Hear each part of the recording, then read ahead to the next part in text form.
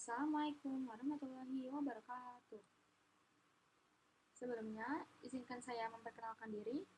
Nama saya Zahra Kiraina Bintoro dari kelas Psikologi 2D. Di sini saya akan menerangkan mengenai perubahan perkembangan dan masalah pada masa dewasa akhir bagian hubungan dengan lingkungan sosial. Dewasa akhir. Masa dewasa akhir dimulai sekitar usia 60 tahun ke atas. Pada fase ini, seseorang akan mengalami berbagai perubahan, baik secara fisik, psikologis, maupun sosial. Tubuh mulai melemah, muncul kecenderungan untuk merenung tentang hidup, dan biasanya mulai terjadi penurunan dalam peran sosial, seperti pensiun atau berkurangnya aktivitas bersama lingkungan. Menurut Erik Erikson, tahap ini disebut sebagai integritas versus keputusasaan. Di sini, individu yang mampu menerima hidupnya dengan ikhlas akan merasa damai, sedangkan yang menyesal dengan masa lalunya akan merasa kecewa dan takut akan kematian. Yang pertama ada perubahan dalam hubungan sosial. Ketika memasuki masa lansia, hubungan sosial seseorang juga berubah. Nah, berikut adalah beberapa bentuk perubahannya.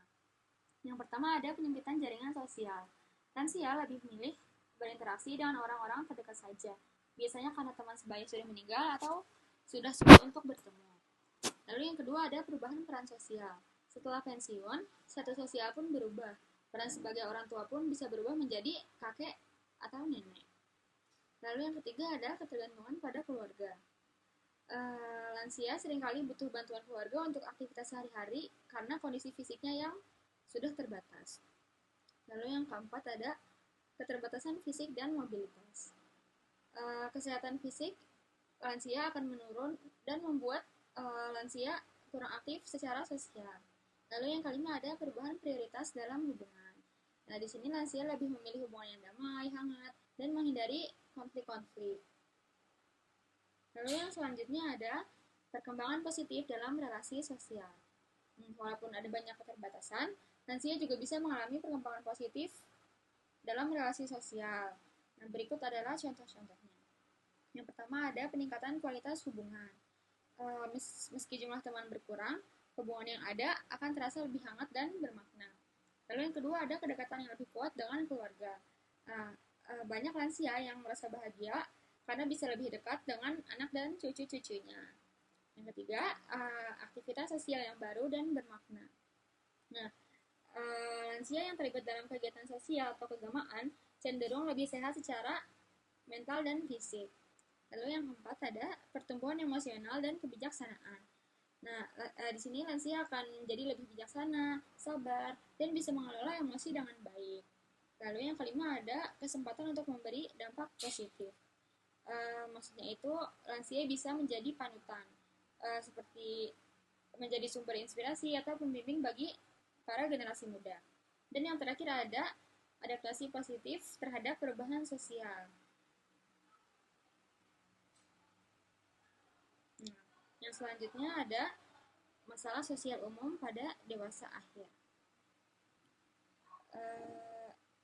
Tidak sedikit lansia yang mengalami berbagai tantangan sosial, seperti kesepian dan isolasi sosial, kehilangan pasangan hidup, anak-anak yang sudah mandiri, stereotip negatif dan diskriminasi usia, penurunan peran sosial, ketergantungan pada keluarga, keterbatasan fisik dan ekonomi, dan dampak psikologis dari masalah sosial. Nah, masalah-masalah ini dapat berdampak serius terhadap kualitas hidup lansia jika tidak ditangani dengan baik. Lalu selanjutnya ada strategi mengatasi masalah sosial. Nah, berikut adalah beberapa strategi yang dapat dilakukan untuk membantu para lansia. Yang pertama, memperkuat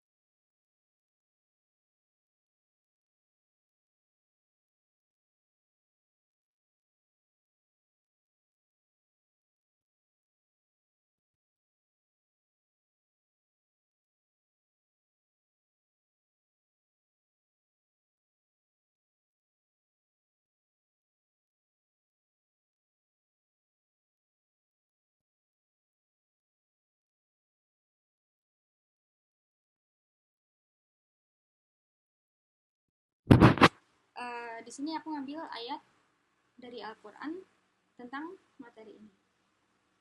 Bismillahirrahmanirrahim. Wa qadara rabbuka alla ta'budu illa iyyahu wa bil walidaini ihsana. Imma yablughanna 'indaka kibara ahaduhuma aw kilahuma fala taqul lahumu uff wa la tanharhuma wa qul lahumu qawlan karima. Yang berarti, dan Tuhanmu telah memerintahkan supaya kamu jangan menyembah selain Dia, dan hendaklah kamu berbuat baik kepada ibu bapakmu dengan sebaik-baiknya.